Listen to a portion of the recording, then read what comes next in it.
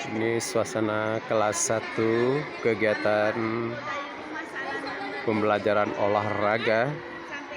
Ini pada perdana untuk mengikuti pelajaran olahraga.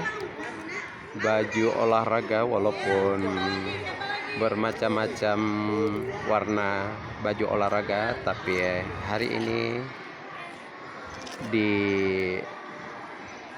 diberikan izin dalam pelajaran olahraga walaupun nggak ada baju olahraga, karena murid baru ini baru untuk memperkenalkan lingkungan sekolah dan untuk ramah lingkungan sekolah.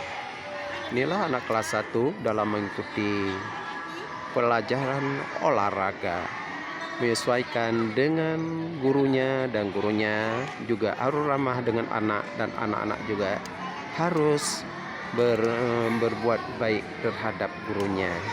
Inilah mengikuti pelajaran olahraga anak kelas 1 di halaman SD Negeri 62 Banda Aceh.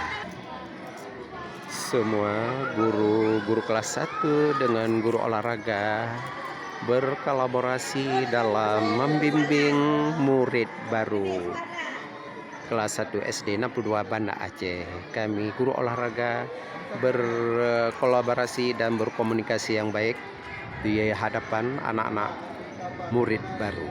Nah, beginilah anak murid baru itu memperhatikan pada gurunya, dilihat gurunya kerja kelompok dan kerjasama yang baik.